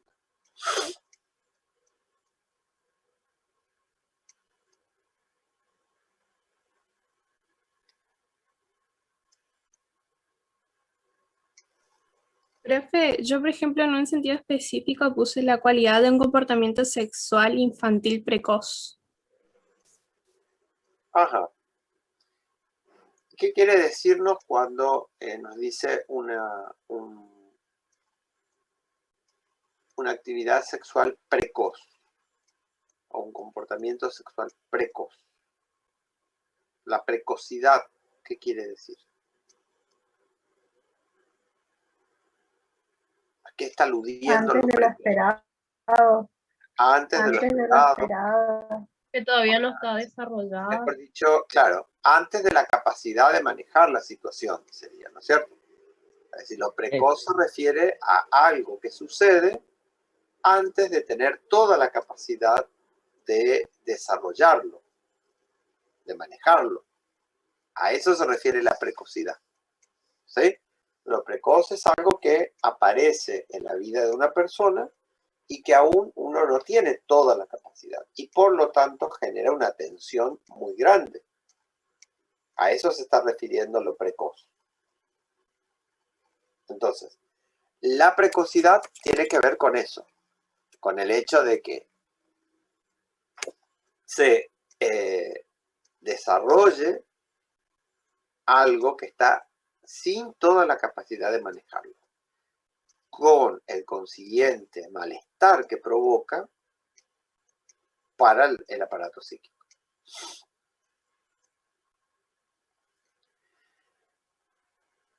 Y esa conducta precoz, ¿a qué se está refiriendo?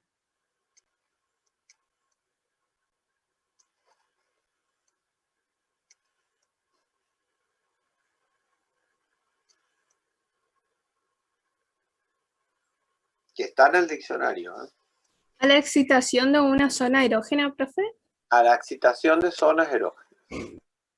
Dice, sin recurrir a un objeto exterior. Sí, sí, sí. Entonces, ¿qué es lo que esa excitación de zonas erógenas?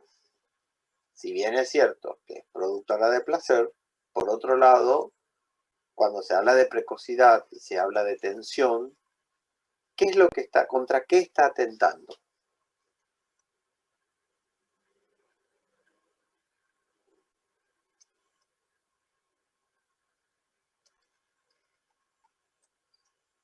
Contra los intentos de unificación que está haciendo ese aparato psíquico.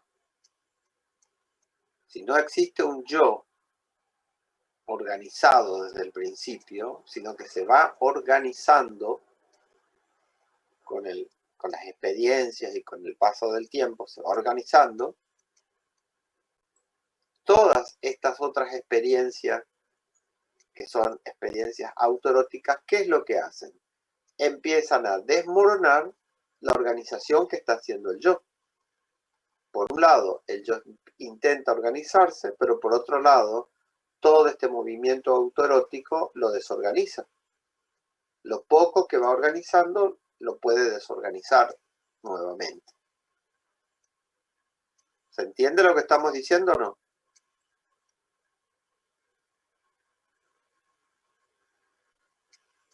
Por eso es precoz. Perfecto. Deduzco que por su silencio entiende.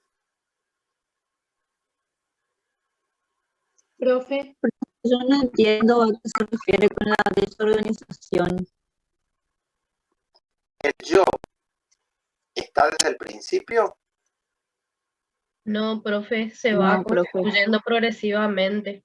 Va construyendo. Acuérdense que para eso tiene que de a poquito ir tomando identificaciones, ¿sí?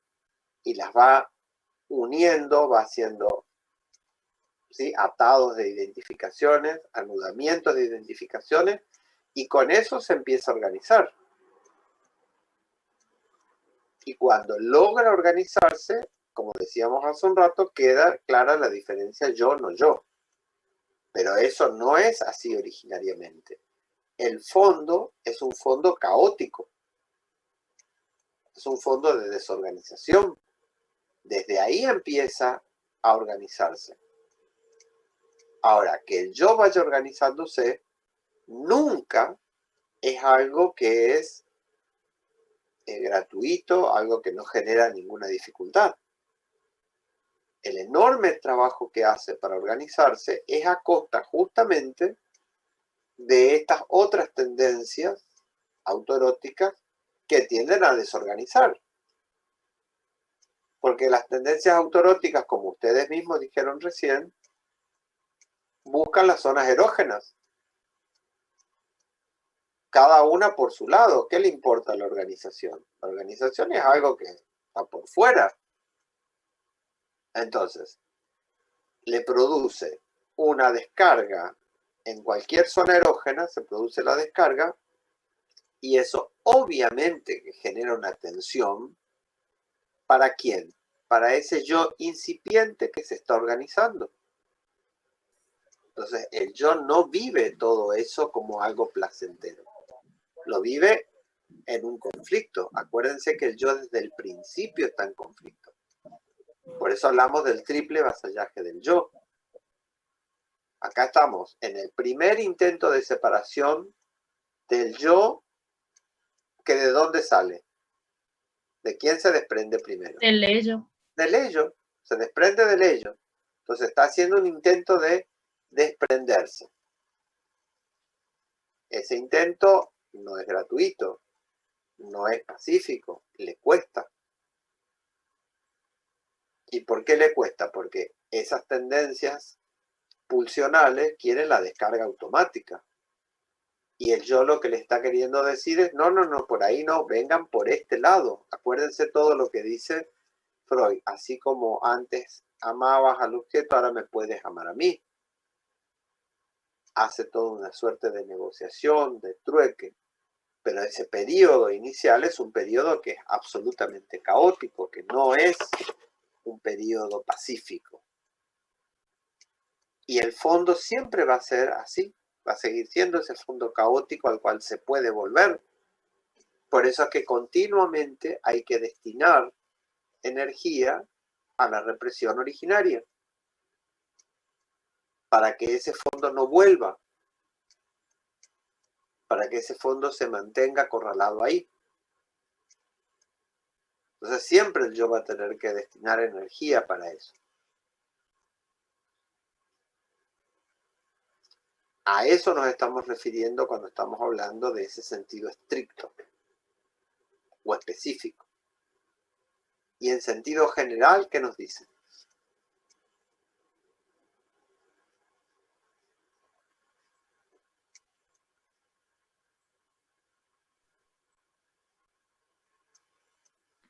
Profe, podría ser que está vinculado constantemente con, o sea, es así, que está vinculado con el narcisismo.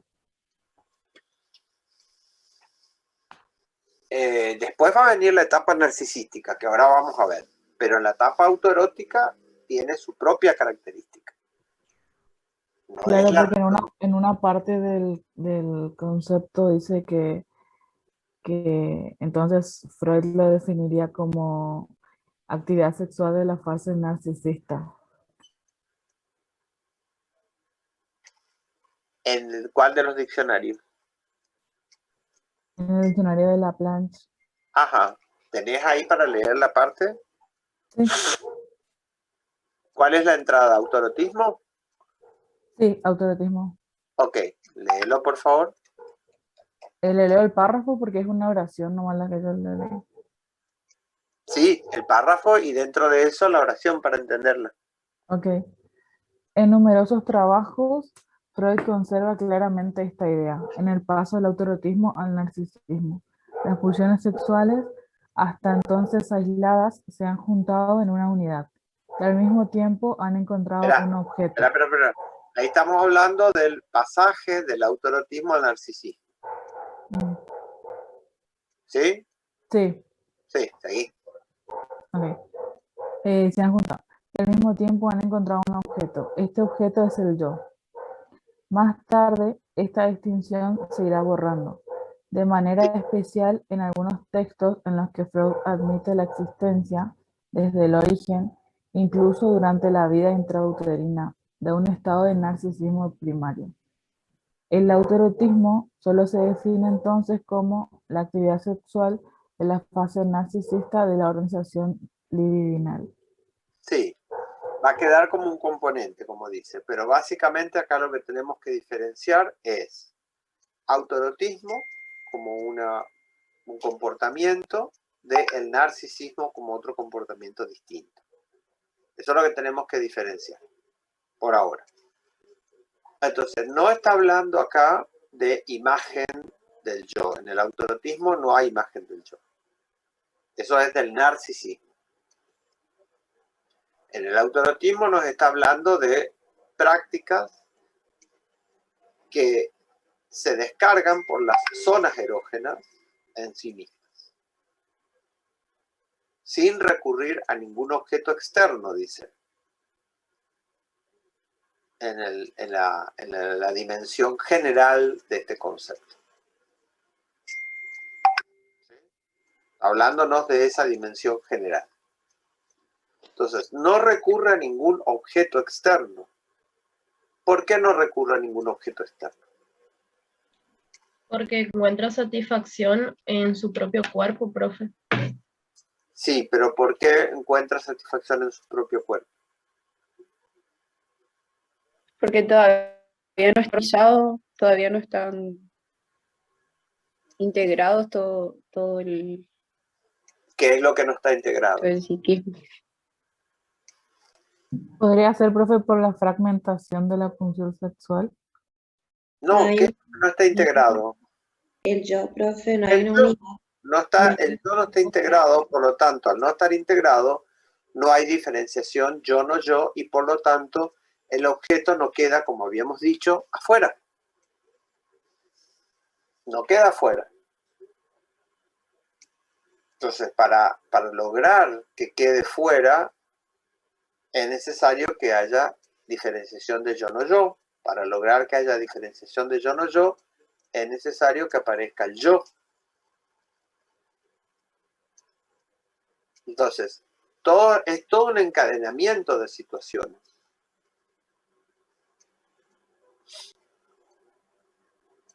Eso es lo que está sucediendo. Entonces, en sentido general, hace referencia el autonotismo a eso. Hace referencia al hecho de que no va a poder, no cuenta aún con ninguna unidad integrada, por lo tanto se fragmenta. Y obviamente que eso es displacentero, porque todo el esfuerzo que está haciendo el yo, se lo pierde. Ahora, ese fondo, que es un fondo anárquico, siempre es el fondo al cual se puede volver. Repito que por eso es que continuamente tiene que aportar alguna energía, un poco de energía, a consolidar nuevamente la represión originaria. No se vuelve para atrás. ¿Se entiende?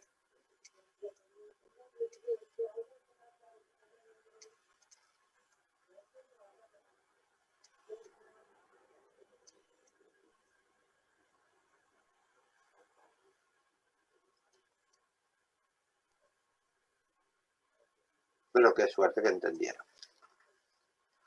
Bueno, alguien que nos lea las definiciones, una de ellas, de narcisismo, que no sean las personas que leyeron hace un rato, otras. Y que vamos a interpretar a partir de eso. Otras personas que no hayan hablado ni hoy ni recién. Ni hoy más temprano ni recién. Profe, leo Vamos. Narcisismo. El concepto dice en Se alusión. escucha muy despacio. ¿Cómo? No se escucha, no sé quién está hablando, pero no se escucha. Profe, ¿se me escucha? Muy bajo. El concepto dice en alusión al mito Acerca el de... micrófono. Más que eso no puedo acercar, profe. No se escucha nada.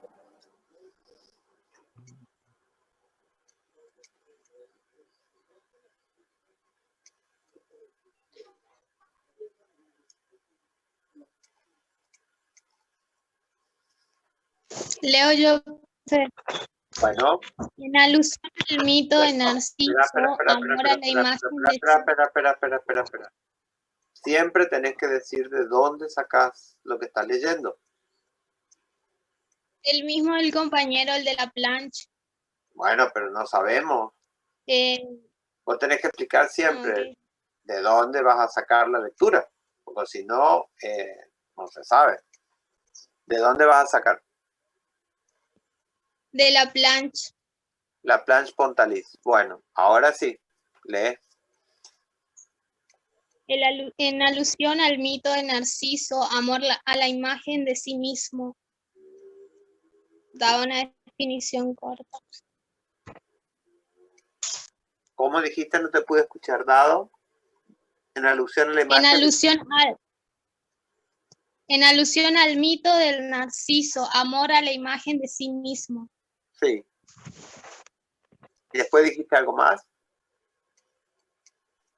No, eso nomás, profe. Bueno, ok. A ver, analizá los componentes de eso que estuviste leyendo. ¿Quién más? ¿De otro texto? Yo, profe, del diccionario de Ruinesco. Ah, no, espera que hablen otros, porque ya estoy cansado de que no hable la gente.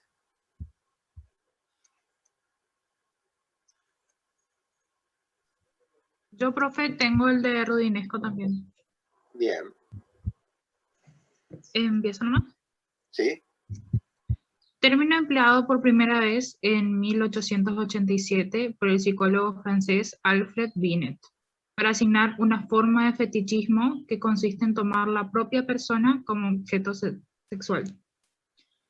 La palabra fue utilizada en 1998 por Havelock Ellis para designar un comportamiento perverso relacionado con el mito de Narciso. En 1899, en su comentario del artículo de Ellis, el criminólogo Paul Nacke introdujo este término en el idioma alemán. Eso es todo. Ok. Bueno, analizar los componentes que tiene esa definición que leíste y después la vamos a trabajar. ¿Alguien más tiene otro diccionario del cual sacar ese concepto?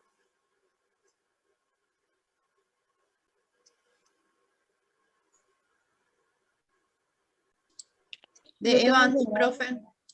¿Cómo?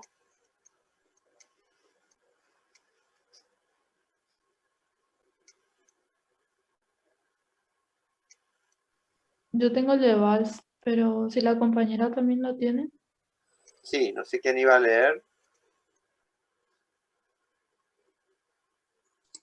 Yo tengo el de Evans, profe. ¿Evans o Valls? No, Evans. No, vamos al de Valls, a ver, porque no sé si todos tienen el de Evans. Ah, bueno.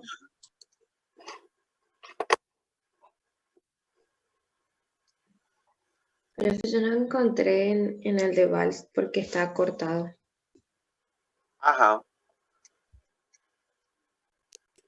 Bueno, Profe, yo tengo el de Valls. a ver. Narcisismo, en términos metapsicológicos estrictos, líbido que inviste al yo, o sea, amor al yo. El tema del narcisismo es definitivamente expuesto en la teoría en su obra Introducción del Narcisismo, 1914, escrita después de su trabajo sobre Scherber y polemizando con Jung. Según Freud, Jung se equivoca al pretender que la libido no sea sexual, sino una energía vital única, motor de la vida. Además, este motor discute el concepto de introversión libidinal, malentendiéndolo y confundiéndolo con el de retracción libidinal.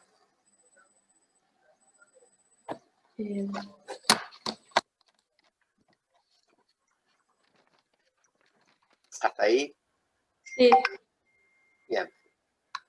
Bueno, vamos a ir organizándonos. A ver, alguien por las dudas, el de Evans, a ver si es que, no sé si todos lo tienen, pero bueno. A ver qué dice el de Evans para completar alguna idea.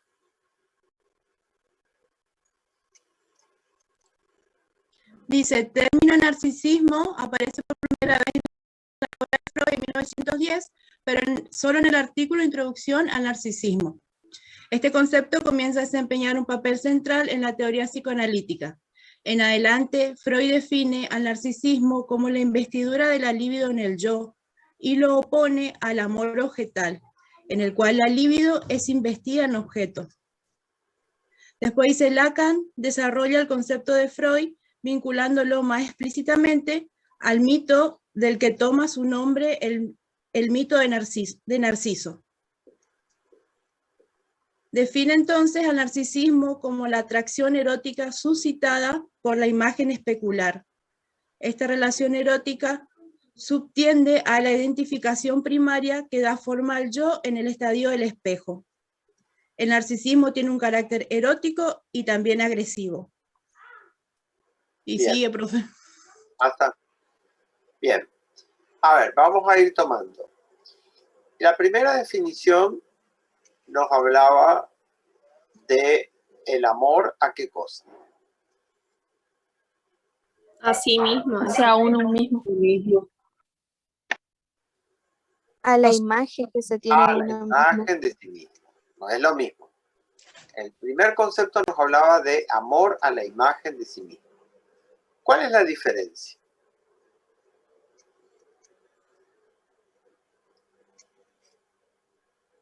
Profe, ¿podría repetir porque a mí me sale muy cortado?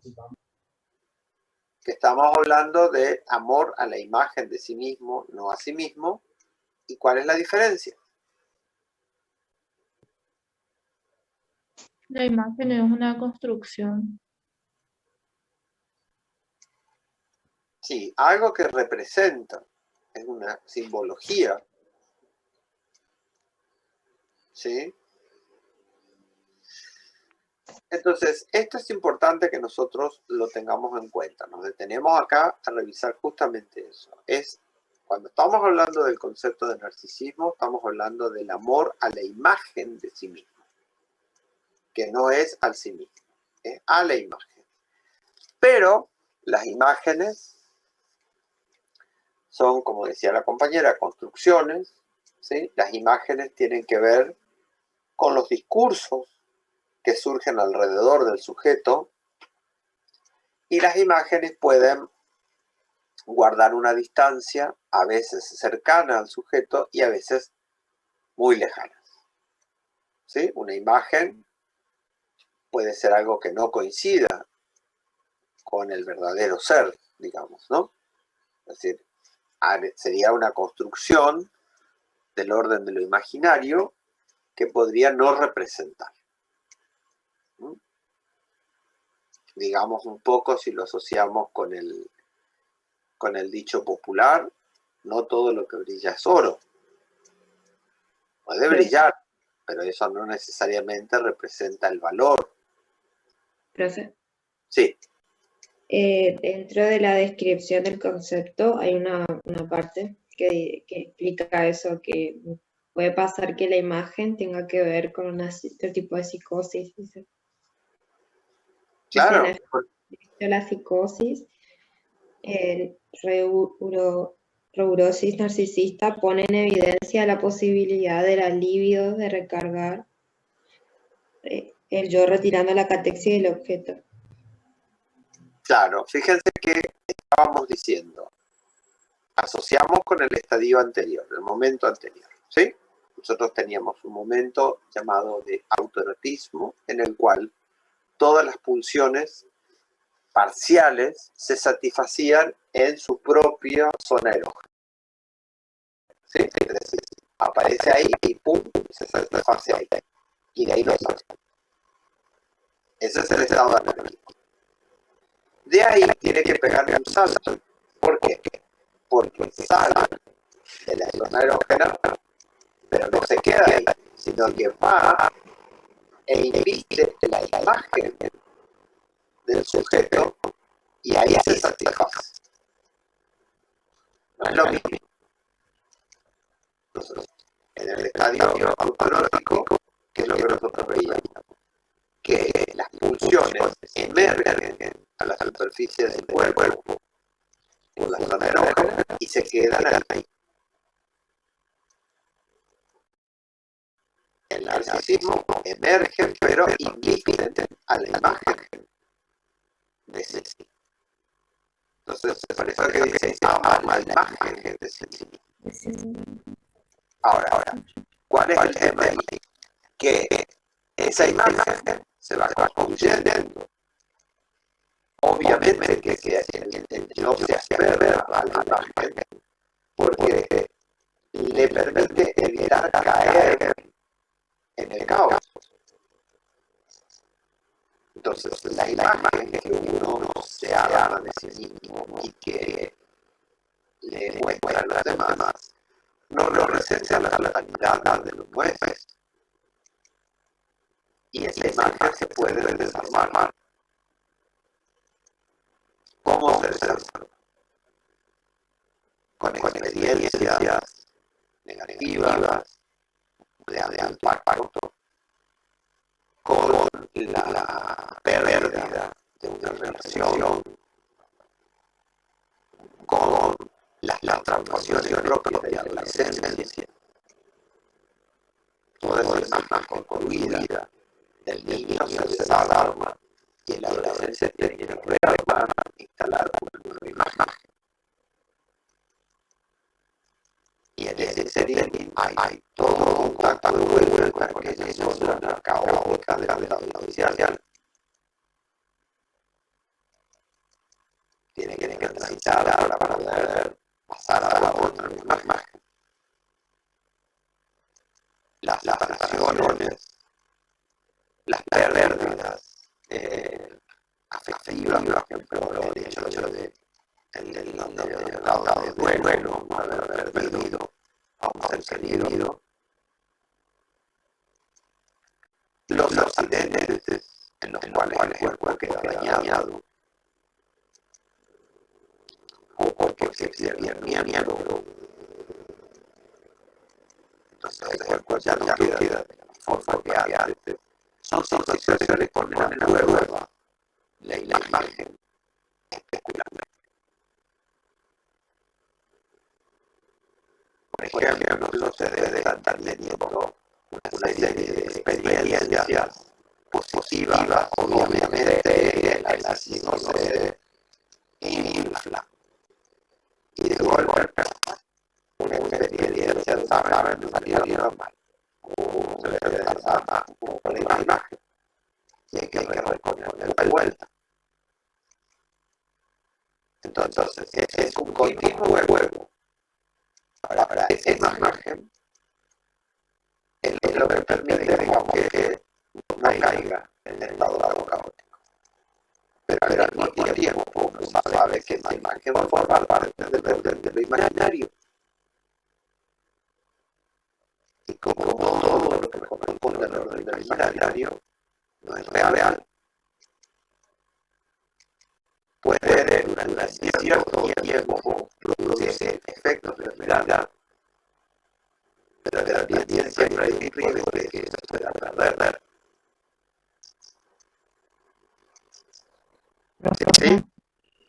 Sí.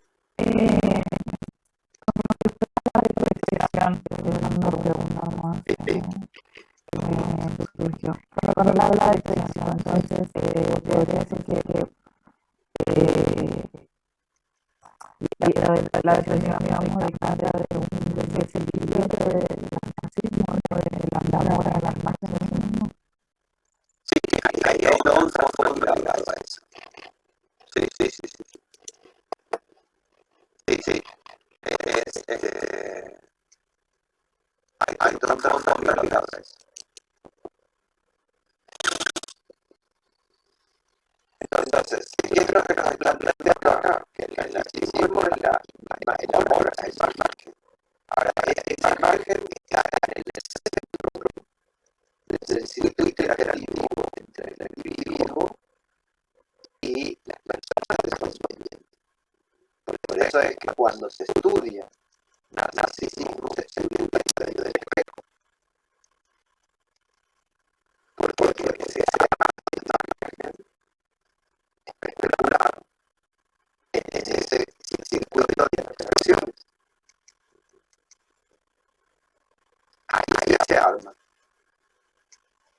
Va a tomar los retazos de esos discursos y con eso va armando la imagen especular.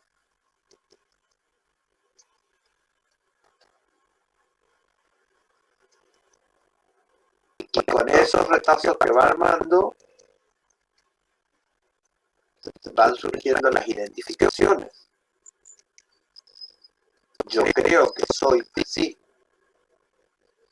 aunque después me pueda dar cuenta que no soy tan así, no soy tan eso que me imaginé.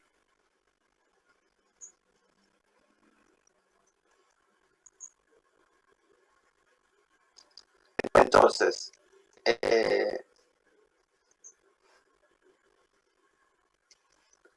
con esos elementos se construye la imagen especular.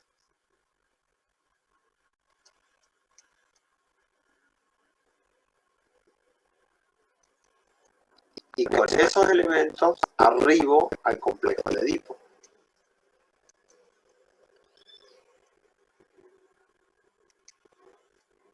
Con esa imagen que se va a poner a prueba. Y que también se va a desmoronar y que tiene que reconstituirse de vuelta. Todos esos elementos van a dar lugar a lo que estamos hablando de la configuración. Edit.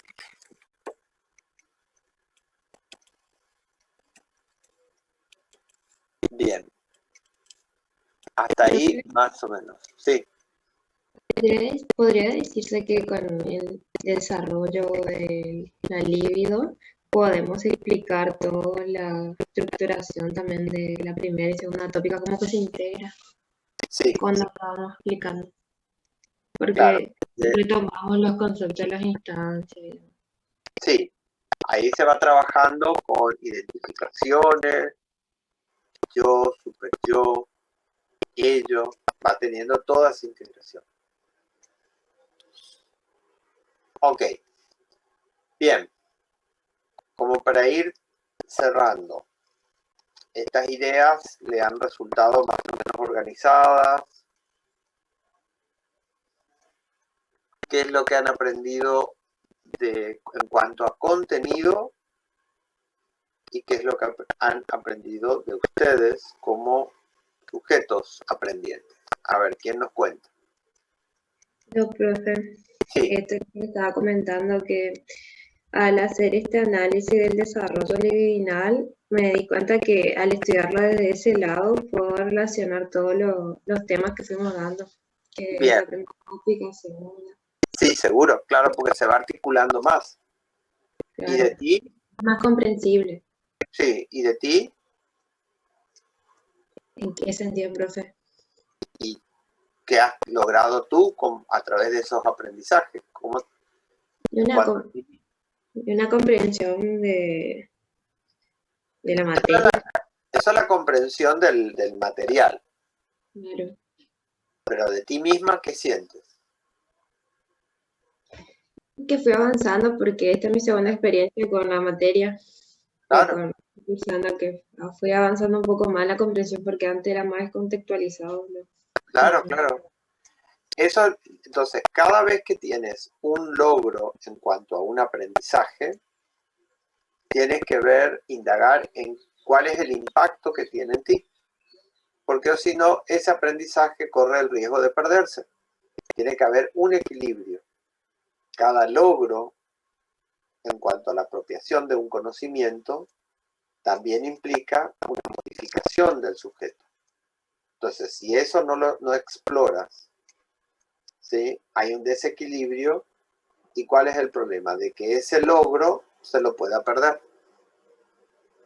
Porque, vuelvo a reiterar, la idea ¿cuál es? Que cerramos esta pantalla y vos lo puedas reproducir después. Ahí estaría la prueba del aprendizaje. Para que esa prueba se logre, hay que conectar ese conocimiento con un logro a nivel personal tuyo. Entonces, al hacerlo, ese conocimiento queda. Si eso no está, se pierde. Como diría el dicho, pan para hoy, hambre para mañana. ¿Sí? Un segundo, por favor, me están molestando. Hola.